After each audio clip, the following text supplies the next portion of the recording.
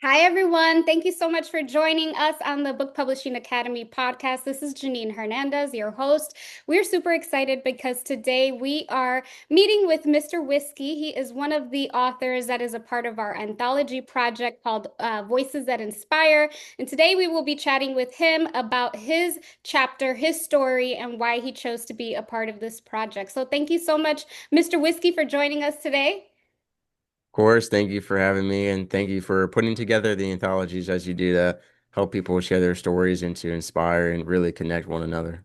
Of course. I'm super excited to dive deeper with you. But before we get started, let everyone know a little bit about yourself. Who is Mr. Whiskey? For sure, I wish I knew myself, but what I've discovered so far is I'm a podcaster, speaker, preacher, comedian, and author. All of those are merely mediums and formats through which I can reach people. So I serve to help people, improve their lives, and I do that through speaking, through writing, through comedy, through connection and community building. I am a Navy veteran. I was in the United States Navy as a electrician's mate nuclear operator. And through that, I saw a lot of that particular rate in the military has a high stress and suicide rate, and it was a very bad time for a lot of people, so to speak. And so seeing the mental health crisis, seeing people pushed into addiction, into suicide, into these destructive habits, and it kind of fueled part of me for wanting to help everyone. I spent a lot of time with sailors who were suicidal or going through rough times, and that's where it all kind of started. And once I ended up podcasting, it just expanded more and more. It went from nuclear operators only to military mental health to helping everyone. And so I just serve as a, person here to help people, to inspire, to connect, and to provide whatever knowledge and resources I can to help you. I love it. You do a little bit of everything, but it's very focused. And I actually met Mr. Whiskey, I believe through LinkedIn or, yeah, LinkedIn. And I honestly just enjoy looking at all of your posts because every week or bi-weekly he has people on his podcast and they're all about like mental health and all the topics that I have been diving deep into over the past couple of years. So we love everything that you are doing. So, what inspired you to share your story for this particular anthology, and how did you know it was the right time to speak out? Yeah, for me, I know a lot of people are scared to share their story for whatever reason. I think one of the biggest things that stops authors is perfectionism and feeling like it's not the right time or some of the books that I published on my own, it was, I just kept adding more and more and more and editing a word every time. Like, I feel like we're our own biggest obstacle when it comes to writing because we just get so focused on the perfectionism, or some of us try to focus on selling to people rather than telling our authentic story and making sure that we like our own writing, trying to make it for someone else. Mhm. It should, through itself, it should be for you, but inspire others. And I think the reason I want to be a part of this was I believe in as many platforms as possible to reach as many people as possible. So every book that I contribute to or write, or every episode that I guest on or host, it's another opportunity for people to be connected, across time, across space. We don't know who's going to read this book, when, where, or how. It could be long after we've both passed away. And that's something I always put forward with speaking, with podcasting, with writing. It's the idea that I don't know who needs this. Really, I say it's God knows who needs it, and He's going to bring it to them at the right place and the right time. So I never want to, withhold that opportunity to bless someone with my story, whether they relate to it, whether they learn a lesson from it, whether it's entertaining, however it may be, in whatever fashion of writing. I think that it's important that we get our story out. I think don't withhold yourself from being able to help others. I think it's always the right time unless it's some kind of weird time sensitive thing or for protection purposes or whatever it may be. But really, if your story can inspire or entertain or help others, I think it's always the right time. I particularly was so excited that you were in the anthology because you're a male. And oftentimes, men don't want to share.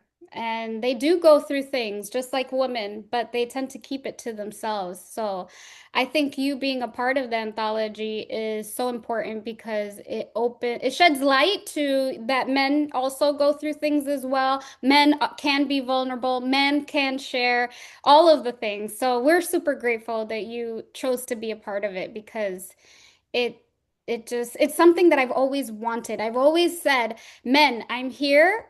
The door is open. I would love for you to share." And a lot of them will DM me. They'll say, "Hey, yeah, I have a story, but I'm really afraid," or, society paints us as we can't cry, we can't share. And so I think you being a part of it is just so important, and I hope that it'll inspire other people as well.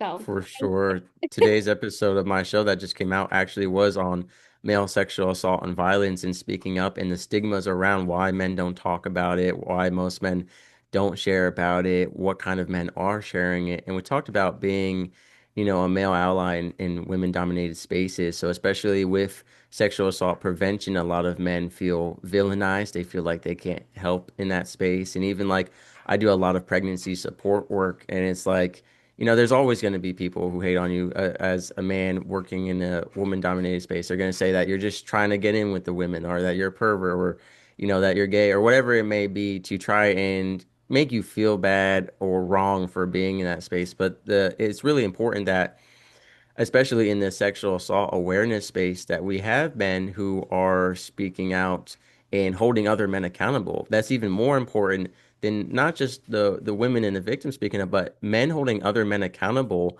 is one of the biggest prevention steps in all of this. hmm hmm And I think you having the podcast, writing, all of it, it opens the avenue or the door for others to speak up as well. So what do you hope that your readers will get from your chapter or take away from your chapter? Yeah, for sure. So I, it's funny because I wrote the whole thing just about religious weaponization, and then I decided to change the whole thing. And you know how writing goes. It's like, I was gonna do this, now I'm doing that. And that kind of ties into what my overall message was, which was pivoting and, the hope needed and required and used when pivoting. I think that's one of the biggest things is so many people when they face a setback or a failure or something doesn't go the way they planned or meet their expectations, a lot of people tend to just give up or to sink into depression or hopelessness. And I've had, as I explained in the chapters, a lot of different parts of my lives in my life that just did not go as planned at all. Expectations were set, things were put into place, a lot of sacrifices were made to achieve certain goals, and they just didn't happen. And it's all about pivoting. Even my show is the biggest thing. Like everything I do came from this idea of a couple of nukes podcasting together, and it's just me. I'm the only nuke who was interested. I do it by myself, and it's been a hard and lonely journey, but I've been able to touch so many lives through it. And so there are so many, blessings made from stuff that goes wrong or even from the bad things that happen in our lives. Like every traumatic incident is horrible and awful, and I wish it didn't happen for me and for others. But I think the best thing we can do is take it as an opportunity to help others. I think we should constantly be cultivating, from the things in our life. And so I hope that when people read my chapter, they'll be inspired and have hope. And more than anything, whether it's something they're working on now or something they gave up on a long time ago, I hope they'll take a step back and be like, you know what? It didn't go as planned, but here's what we can do with it, or here's what we can do from this, and take it and put it into something new, something better, and something amazing. Yep, I love it. Thank you so much for sharing. And I sense that with your podcast and you're already an author, that it might come easier for you to share your story. But I still want to ask, with this particular book, were there any moments where you might have gotten triggered, emotional, or just reminded of like, oh my God, I really did go through this? Do you still have those moments, even though you share authentically? For sure.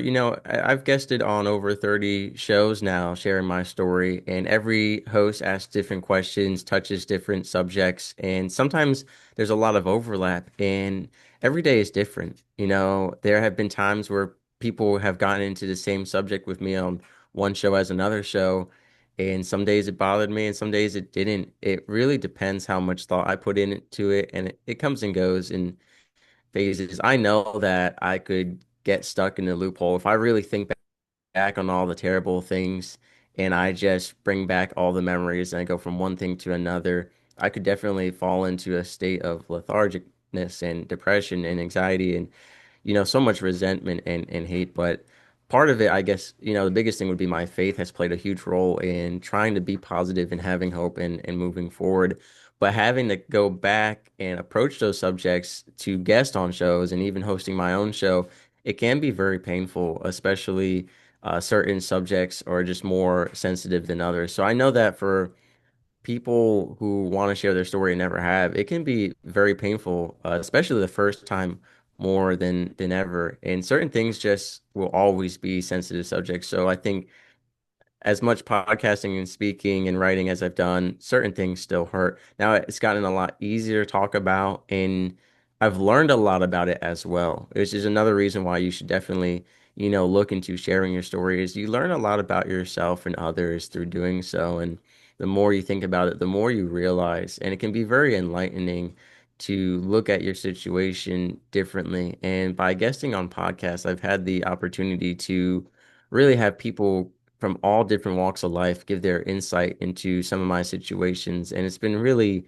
mind opening, but it's still something painful. But what I prioritize is the people that need to be helped by this because I have my coping skills and I have stuff set into place, or I know there are resources out there to take care of me if I need to, if, it's too painful to share my story.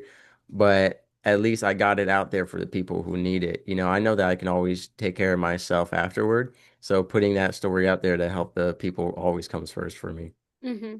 And question, is this your first anthology book or have you done others? I have done others. They were all kind of at like the same time, but then the release dates were all stacked different and stuff. So this will this was the first anthology I was in and started writing for, but then two of the other anthologies I was in got released Already. earlier. But we're doing the special in-person launch party, which theirs were virtual. So, you kind of put together something bigger and better. And so, that took a little more time, but I think it's going to be worth it. All the tacos and the Hmm. meeting the authors. I think that's really awesome to actually meet the authors that are in the book because I feel like with some other anthologies, you never meet the other authors, you never even talk to them. But what you've done is build a community as well, which I think is really cool. And I think it's really inspiring to have that community on top of it. And I think it makes the book a lot better when the authors are all, kind of in sync with one another. Yeah, and I think it's so important. So just to give you guys a little bit of background information, we have a group chat. So we have a group chat. So we all kind of just chime in there. I give updates as well, but this is a great way for them to network and get to know each other. And hopefully some of them will be on your podcast. It's just a great way to be like, oh, I remember so and so from the group chat. They might be, good to connect with this person. And that's why I've always tried to build the community. And I do think that you just never know who you're going to meet. You might meet someone from the anthology book that went through something similar than you did. And so it's a great way to just meet new friends, new networking opportunities. And so I love that you have immersed yourself in other anthologies as well. And it's a great way for you to get your story out there as well. So For sure. and it's gonna be you're gonna have the opportunity to read everyone else's stories. And oh, as I was doing the first round of edits of the book, I was just blown away at like some of the things that everyone is sharing and the things that they have gone through. And it's gonna be an impactful book because we not only share what we went through, but how we coped with it, how we healed from it, how we're now being a voice that inspires other people. So super excited about it. Um, all right. So how has this project influenced your confidence, your storytelling, and even your purpose moving forward? Yeah, so what it's done for me has enabled me to kind of leverage the idea of anthologies to help others share their stories. So I know a lot of people who feel a lot more comfortable being just a co-author or contributing author rather than making a book themselves. And so, having been a part of this, I'm able to share it with others and say, hey, like I know this woman, Janine Hernandez, she loves doing anthologies. You should get with her if you have yourself and these other people who all want to write a chapter but are scared to, write an actual book or, they don't know how to do it. And so, I think it's been really useful for me to help inspire other people and put together some ideas for people. Say, hey, well, we could always do a book together if you want. And it's like a great confidence booster for a lot of people who have never, made a book before to be a part of it. I think it's a great stepping stone for people. And I think it's great to just always, again, be in as many platforms as you can. And so it's been a great experience. The biggest thing for me was the limitation of a chapter or a set number of words rather than a whole book. All the books that I made on my own were all 300 to 500 pages. I'm long-winded. I say a lot of words. Could probably cut out most of them.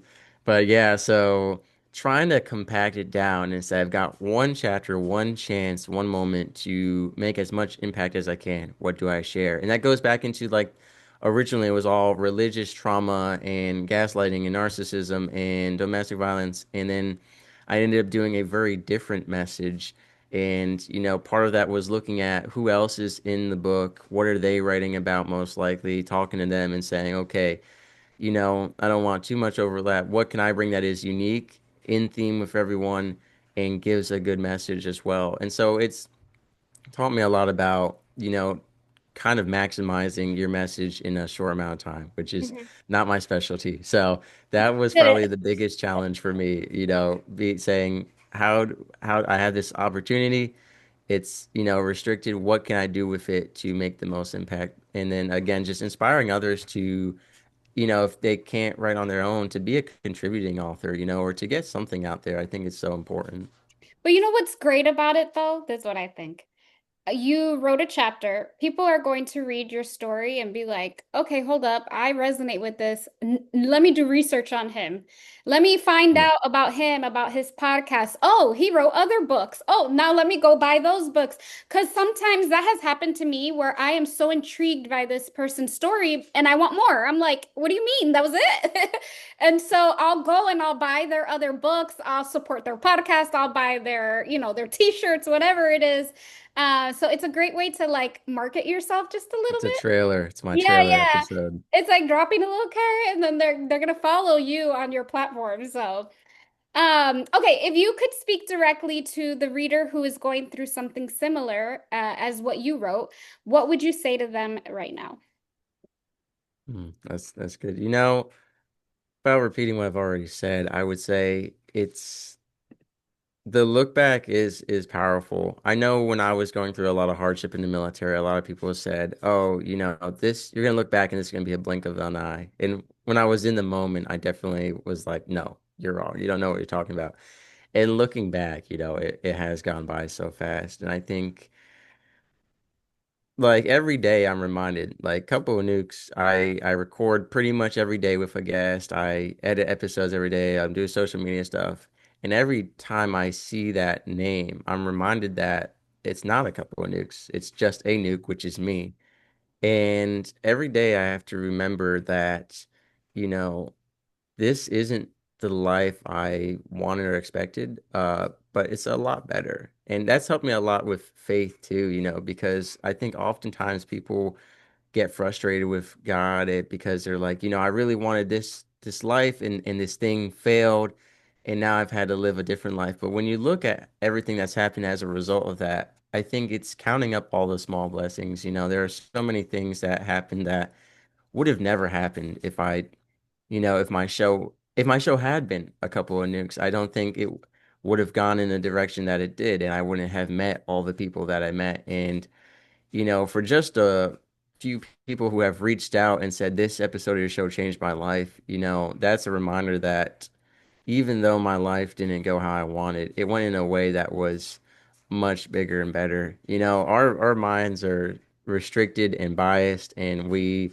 plan things out so much that we kind of block ourselves off from stuff. So what I would say is during it, it doesn't feel good at all, during the heartbreak, during the stuff. But when you're able to pivot, it's a relaxing, like I mentioned in the chapter, my father's addiction and the way that relationship used to be. And it was awful. It's some of the worst days of my life. But from where I pivoted and rebuilt my relationship with him, I have conversations with him now every day that are blessings in my life. And so it's really life is never going to go as planned. That's just how it is. It's never going to. And so just knowing that you can take that and make something different from it, just rely on that hope. And I know it can be difficult. It really is. I've had plenty of hopeless days that have pushed me to the brink of suicide before, but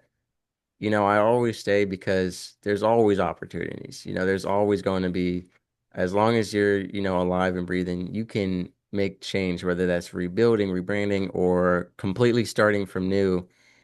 At least you're still alive and have the opportunity to do so, especially here in America where we have more opportunity compared to other nations, so much more. And I think a lot of people get so caught up on their big dreams that they fail to realize all the small blessings of their life and all their opportunities. And I think humility and hope play hand in hand together.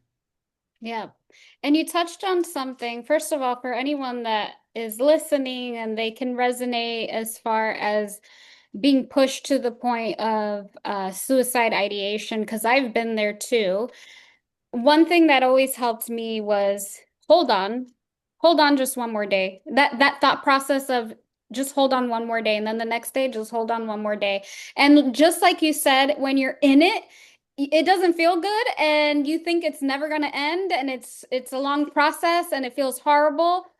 But once you're out of it and you start to see the blessings and why you went through it and the lessons and all of the things, it shifts your perspective. And like for me, at least, I always say I would go through all of it again if it brought me right to this very moment. I would go through it Yeah. again. And so, for anyone that might be listening, just hold on, just one more day. Because I promise you, it gets better. It does get better. Yeah, and writing is really what changed my perspective as well. When I became an author, I felt so much closer to God in the sense that I realized like we live word by word, chapter by chapter.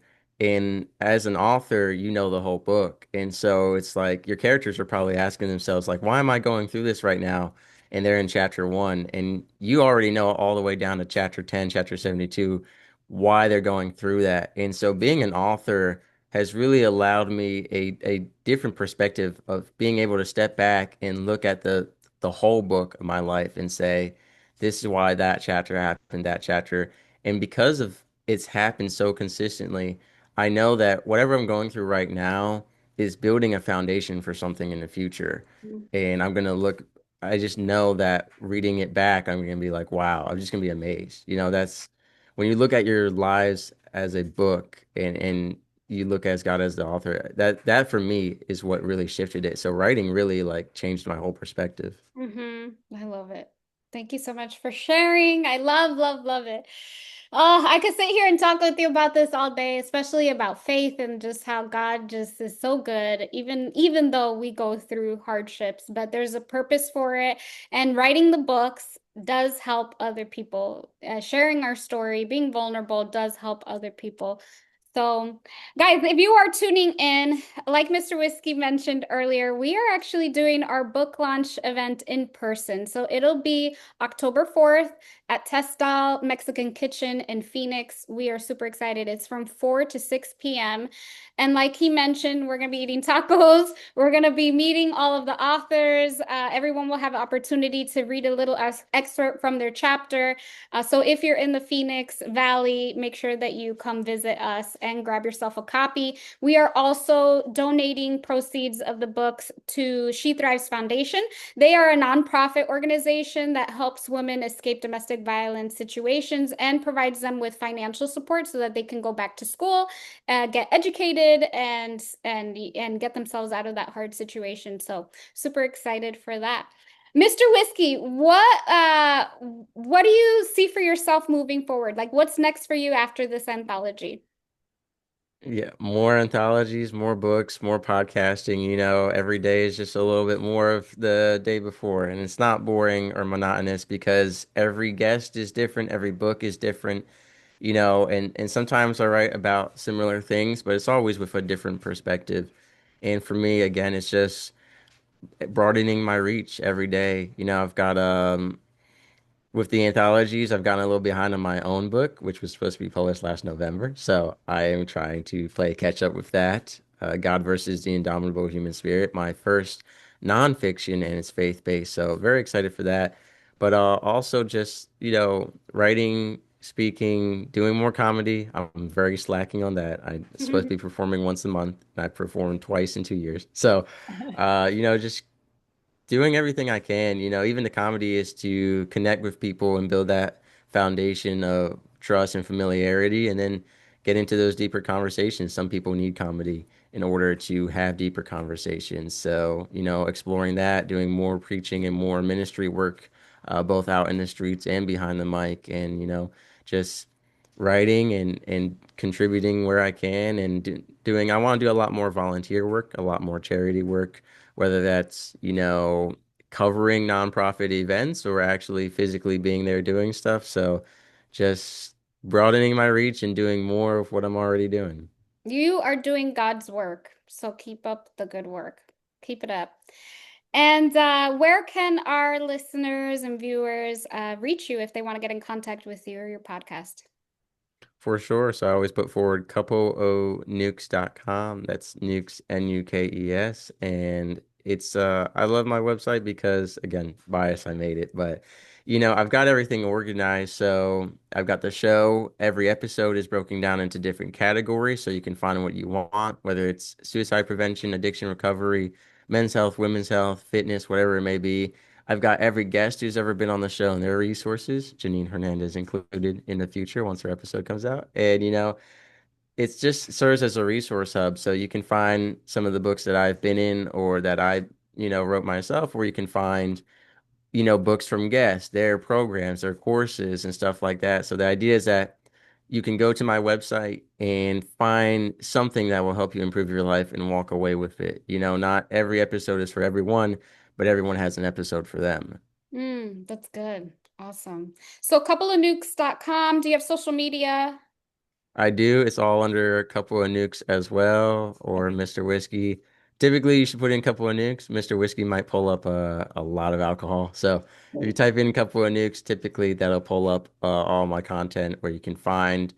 I do a whole bunch of stuff. I'm not a social media guru by any means, but I do post 2 or 3 times a day, various stuff from promoting other people's books to, social media clips for my show to just other stuff. Always trying to put forward genuine content that people can consume and change some aspect of their life, or, get curious, check out the whole episode and find a bunch of information there. Yeah, and he's also on LinkedIn. So I'm sure if you search Mr. Whiskey on LinkedIn, he's probably the only one. But either way, Yeah. you can search Mr. Whiskey, couple of nukes, and you'll find him on LinkedIn as well. So we want to thank you so much for joining us. It has been a pleasure. Any last minute words for our viewers and listeners?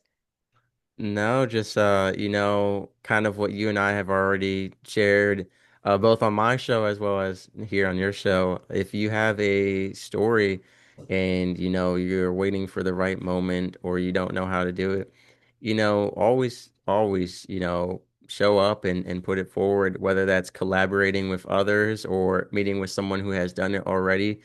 We live in a day and age of so many resources and information.